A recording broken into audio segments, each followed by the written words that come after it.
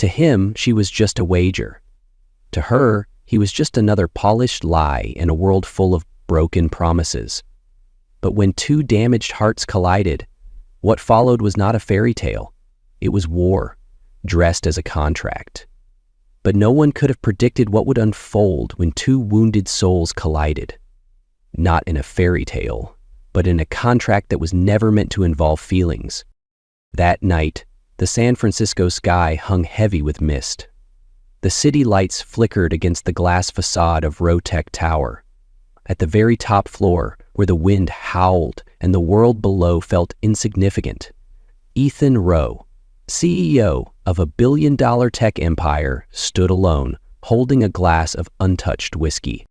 His gray suit fit him flawlessly, as if every inch of his life had been tailored, precise, distant, without a single crease. But his eyes, they told another story.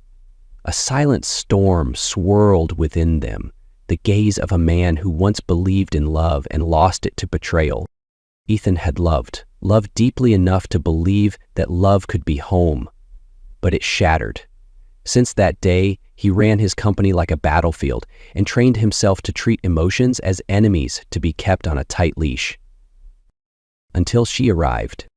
Aria Sullivan, the rebellious girl, known more for her scandals than her art. Her name lit up gossip columns like wildfire. They were never meant to meet, and certainly never meant to touch. But fate doesn't ask for permission. It only needs a moment. And that moment had just begun. The tech industry's fundraising gala at Sterling Hall was the kind of event where power walked in Gucci and Prada, where deals were sealed over wine older than some of the interns. Beneath the warm golden lights and polite laughter, Ethan Rowe walked in like an unspoken king. All eyes turned. CEO of Rotec, dubbed the man rewiring the digital world by Time. But his gaze didn't linger on handshakes or rehearsed compliments. He moved like a machine, on time, on track, on roll. One man noticed, the only one who dared to tease him, Derek Wu, longtime friend and financial partner, always knew how to poke through Ethan's perfectly tailored armor. "You need to loosen up," Derek said as they leaned against the bar. "You look like you're here for a memorial, not a party." "I'm here for the PR, not the flirting," Ethan replied coolly. "Perfect timing then," Derek smirked. "Because? I've got a game for you." Ethan arched a brow. "I don't do games, Derek. This one's profitable. You see her?" Derek nodded toward a far corner of the room. Ethan turned, and that was the first time he saw her. Aria Sullivan perched like defiance itself on a velvet sofa, champagne in hand, laughing like the world couldn't touch her. She looked like a dare wrapped in silk, a storm in red lipstick. Messy bun, red dress that broke every rule, eyes too sharp to be careless. She was chaos wrapped in silk. "Who is she?" Ethan asked. "Aria Sullivan, daughter of the late filmmaker Marcus Sullivan. After he passed, her stepmother Victoria took over everything. Now she's forcing Aria to marry some washed-up senator to preserve family honor. But Aria, she's fire, not glass. And what does that have to do with me?" Derek's smirk deepened. "I bet you can't turn her into the Rotec ideal. In 3 months, a poised, elegant partner, publicly married, controlled, refined, you built an empire. Can you transform a wild card?" Ethan chuckled. "She's not a business model. 2 million, I bet.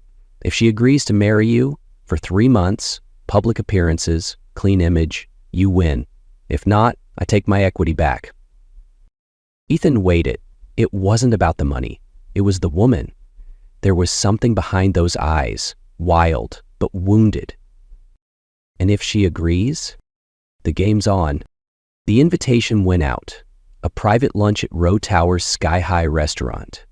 Aria showed up in a tight black dress, messy bun, and the walk of someone who didn't care what the world thought. "So the tech king wants to tame me?" she said, legs crossed, eyes daring. "Not tame," Ethan replied. "Just a mutually beneficial contract. 3 months of a public marriage. No emotion, no intimacy. I need a partner for appearances. You need freedom from Victoria. We both win." She stared at him like he might be joking or insane. "And after 3 months, we separate. No scandal, no strings." She laughed, a bitter sound. "You're worse than they say, but at least you're honest." Then she extended her hand. "Deal, but one rule. Stay out of my room. No seduction, no empty promises." "I never make promises," Ethan said, and shook her hand. 3 weeks later, the wedding took place. Lavish, loud, and headline-worthy. The city buzzed about the most unexpected couple of the year. But no one knew that behind the cameras and contracts, a real story was quietly waiting to unfold. And just like that, they became husband and wife. On paper, not in heart. There was no honeymoon, no kiss for the cameras, just a silent ride in a black limousine and 2 people walking into a mansion as if each were entering their own private prison. Row Estate, nestled outside San Francisco, wasn't a home. It was a monument to power. Neoclassical in structure, with high ceilings, long, endless corridors, and cold light filtering through floor-to-ceiling windows. Everything was immaculate. Everything lacked warmth. Aria stepped in, still in her wedding gown, heels in hand, hair tousled by the wind. Ethan didn't look at her, only said, "Your room is in the south wing. It's ready." "Thanks," she replied, her tone flat and distant. The first morning, they sat across a massive oak table for breakfast, the distance between them a symbol of everything unspoken. Aria nibbled on fruit. Ethan read the finance section like she wasn't there. "You still don't trust I'll honor the agreement, do you?" she asked. Ethan didn't flinch. "I don't trust what hasn't been proven." "Good," she said, pushing back her chair, leaving her orange juice untouched. That day, Aria wandered the mansion like a ghost. Portraits in gilded frames lined the halls, staring back at her. The staff were polite but distant, trained for precision, not warmth. That evening, she stumbled upon a garden behind a narrow side corridor. Wild grass peeked between stone paths, and lavender bloomed quietly in forgotten corners, as if someone once loved this place but had long since left. From that day on, she returned every afternoon. She brought a notebook, sometimes a book, sometimes nothing. She simply sat, listening to the breeze. There she could breathe, not be seen, not be judged. What Ethan didn't know, or chose not to see, was that Aria had begun to change. Not for him, for herself. She learned every staff member's name, remembered their birthdays. One day, learning the chef's son had a heart condition, she quietly paid the medical bills through Ethan's financial office. No one knew it was her. She visited a foster home once cared for by her childhood nanny, leaving a large anonymous donation. No photos, no publicity. Aria was no longer the tabloid scandal, but Ethan hadn't noticed yet. He came home late, dined alone, buried himself in meetings and deadlines. He avoided her gaze, and she, strangely, no longer felt hurt by that. Until one evening, while she poured tea in the kitchen, a quiet voice said behind her, "You spend a lot of time in the garden." She turned slowly, ceramic cup in hand. "It's the only place in this house that breathes." Ethan didn't smile, but for once, he didn't walk away. "I thought you'd be bored," he said. "And I thought you'd ignore me forever," she replied, half serious, half teasing. Silence. She met his eyes. "I'm not who the media says I am." "I know," he said gently, "and I've stopped trying to fit you into a mold." That night, they had dinner together. No phones, no papers, no expectations. Just a simple soup, soft music from hidden speakers, and 2 people, for the first time, letting their armor rest. Later, standing before her mirror, Aria whispered, for the first time in years, "Maybe I'm still someone worth being seen." A week after that first dinner, nothing outwardly changed. Ethan still spent most of his time behind closed doors. Aria still escaped to the garden every afternoon, as if it were her own secret sanctuary. But something was beginning to shift. It wasn't dramatic, not loud, but it was there. It was in the way he looked at her. Ethan started to watch her longer when she passed by, not with judgment, not with analysis like before, but with something quieter, curiosity even, sincerity, as if for the first time he was trying to see her, not the headlines. Arya noticed, but she didn't say anything. She let it happen.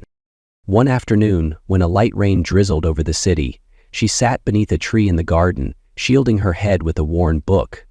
That's when Ethan appeared. Unannounced. No umbrella, just a white dress shirt, sleeves rolled, hair damp from the rain. "You'll catch a cold sitting out here," he said, standing a few feet away. "And you?" she shot back playfully. He hesitated, then stepped closer, sitting beside her on the stone bench without another word. The rain tapped gently on leaves and stone. The world quieted, leaving just two people, and a softness between them that hadn't been there before. "When I was little," Arya began, "my dad kept a small garden. He planted sunflowers. Every morning he'd tell me, 'Grow like the flowers. Always lift your head, rain or shine.'" Ethan didn't reply, but he listened. "I lost that garden when he died. My stepmother tore it up to build a garage. Since then, I've never planted anything again." There was a pause. "My father was a lawyer," Ethan said at last. "Strict. He taught me that feelings make people fail. I believed him for far too long." Arya turned to look at him. For the first time, she didn't see the cold tycoon. Just a man. Still learning how to feel. "Maybe," she said gently, "feelings don't make us weak. Maybe they make us human."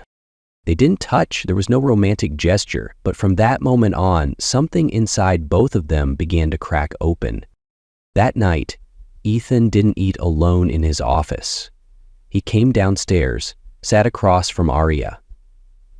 He didn't talk much, but when she asked about a book on the library shelf, he answered.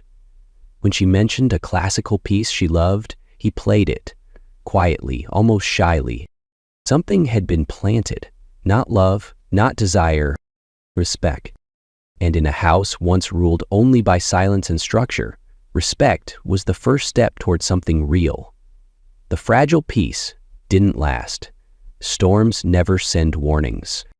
One morning, as Arya stepped into the living room, she found a large envelope neatly placed on the coffee table. No sender, no return address, just her name in handwritten ink, Arya Sullivan. She opened it. Inside were photographs, clear, sharp. Ethan at an upscale downtown restaurant, seated across from Celeste Grant. They were smiling, glasses raised. Ethan looked calm. Celeste looked pleased. The timestamp said it all. 1 week ago. Arya felt something drop in her chest, cold and heavy. She didn't ask. She didn't confront him. She just retreated. She stayed in her room the entire day, claiming a headache. That night, Ethan knocked softly and asked, "You okay?" She replied, "Just need some rest." She didn't ask why. Maybe she was afraid of the answer. Maybe a part of her still believed he was like every other man, carving trust with a hidden blade. Ethan, meanwhile, had no clue what had happened. He was too deep in another crisis. Rotex investors were pulling out after Celeste, his ex, and a powerful investor, had distributed edited audio clips from their dinner, implying he was planning to rejoin forces with her. In truth, Ethan had turned her down flat. But he had no idea she had recorded their conversation or manipulated it for her gain. He buried himself in damage control, crisis meetings, PR triage, and all but disappeared from the house for days. Arya, left alone in a whirlwind of her own doubts, came to believe the worst. "I'm a fool," she whispered to herself one evening, sitting in the garden, eyes rimmed with red. "I should have known. No one means what they say in this game." 3 days later, at a quiet coffee shop near her old neighborhood, Arya overheard 2 Rotec employees speaking at the next table. They were whispering, but she heard enough. If the funds don't land by Friday, they're laying off hundreds. Word is, Rose mortgaged his own properties to keep it afloat. And that thing with the ex? total setup, but it spread like wildfire. Arya froze. That night, she went home and unlocked her private financial records, a trust her mother had left behind. Victoria never knew it existed. A substantial amount. Enough to save Rotek. The next morning, Arya walked into her lawyer's office and made the transfer. Every cent, sent anonymously, through a shielded account. She signed simply as A. Sullivan. She didn't want Ethan to know. She didn't need a thank you. She did it because, despite everything, she still loved him. But fate wasn't about to wait for clarity. That same afternoon, on her way back from delivering supplies to a homeless shelter, Arya's car was struck broadside by a speeding truck. The driver fled. The crash was brutal. Arya was rushed to the ER in critical condition. Ethan got the call mid-meeting. He didn't speak, just stood, pale, then bolted from the room like the air had been ripped from his lungs. When he reached the hospital and saw her, bruised, bandaged, barely breathing, something inside him shattered. He sat by her side, holding her hand like it was his only anchor to the world. "Please," he whispered, "don't leave me." Hospitals have a way of making time feel endless. Ethan hadn't left Arya's side in 3 days. He hadn't slept. His usual gray blazer was wrinkled now. His face was drawn, eyes swollen from lack of rest. He told everyone, no meetings, no calls, no visitors unless absolutely necessary. There was no world outside. Only her and him. Every day, he held her hand and whispered things he'd never had the courage to say when she was awake. "I'm sorry for making you feel unimportant. I'm sorry I didn't protect you when I should have. You deserve to know everything." Still, Arya didn't wake. And so Ethan turned to the financial records, still haunted by the mystery of how Rotek had been saved, right when everything was falling apart. Buried in the documents, he found it, A. Sullivan, and beneath it a handwritten note to the bank. "Please keep this anonymous. He must not know it's from me. He owes me nothing." Ethan dropped to his knees on the floor. The truth hit harder than any betrayal. She saved him when he didn't even believe she cared. She had saved him, quietly, selflessly, without asking for recognition, without seeking gratitude, without demanding love in return. It wasn't kindness. It was unconditional love. "You really loved me," he whispered, his hand gently brushing her hair, "and I was too blind to see it." On the 4th day, the doctor reported subtle signs, a steadier heartbeat, a twitch of her fingers. And on the 5th morning, Arya opened her eyes. She didn't speak at first, just blinked, looked around, then stopped at the face she knew, tired, worn, but still there, still holding her hand. "You stayed," she said softly. "I'm not going anywhere," Ethan said, eyes brimming. "I'm right here, for as long as it takes." She wanted to ask so many things, but they all faded beneath the look in his eyes, a look that spoke of mistakes made, silence held too long, and a man willing to stay and make things right. A few days later, when Arya could speak clearly, Ethan told her everything, about Celeste, the crisis, the reason he'd disappeared, and how he'd found out who saved his company. "I should have said it all sooner," he admitted. "But I swear, I'm done running." Arya was quiet. Then, slowly, she reached for his hand. "I thought I was being used," she said. "I shut myself down right when I should have opened up." Ethan shook his head. "You've lived in a world that taught you to expect pain. I understand why you closed the door. But even then, you chose to save me." Silence followed, but it wasn't heavy. It wasn't awkward. It was the kind of silence shared by two people learning to stay not with promises, but with presence. Senile Arya had woken up. Nothing returned to normal. But maybe that was the best thing that could have happened. Ethan didn't try to fill the silence with apologies. He didn't bring flowers or gifts or throw hollow promises at her feet.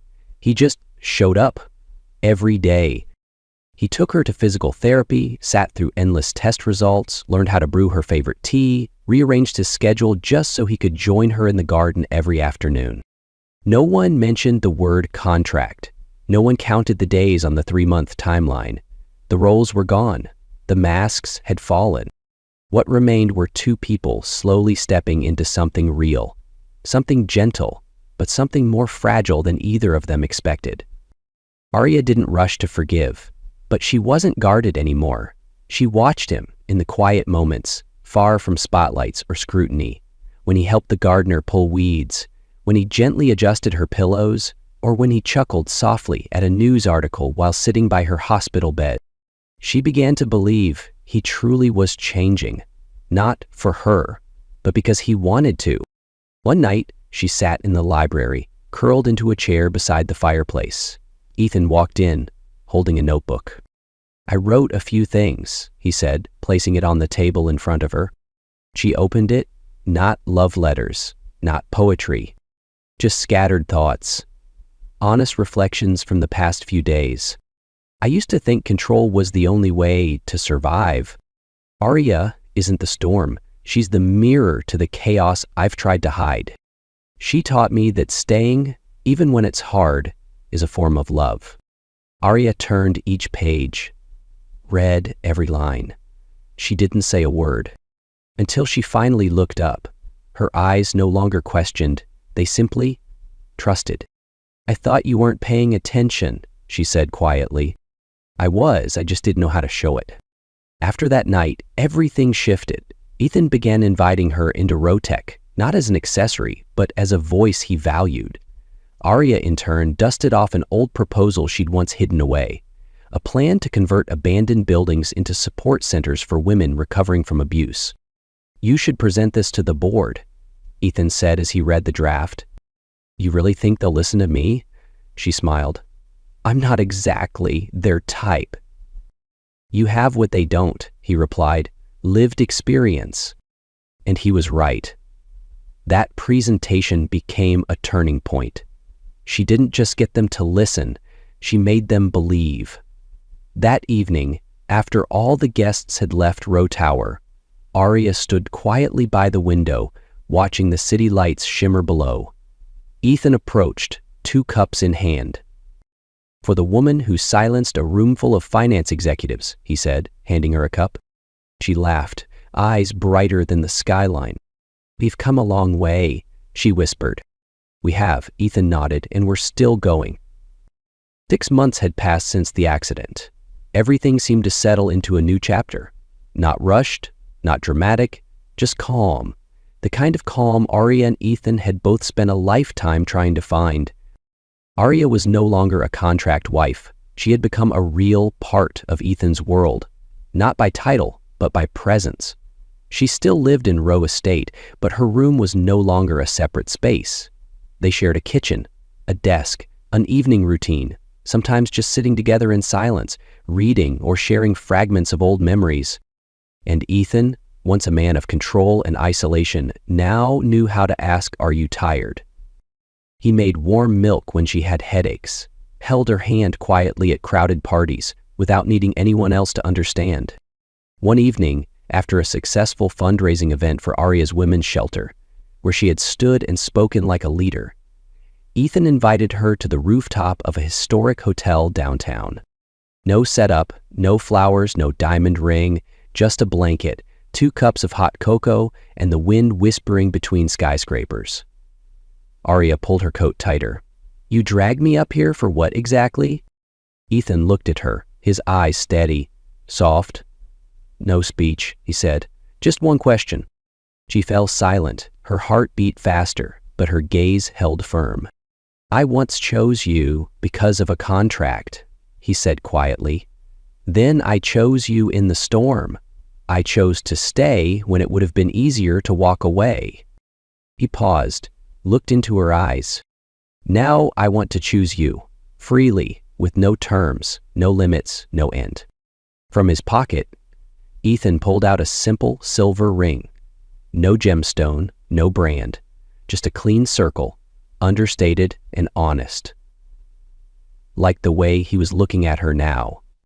"Arius Sullivan," he said, his voice shaking slightly. Will you choose to stay with me, not because of a contract, but because of you?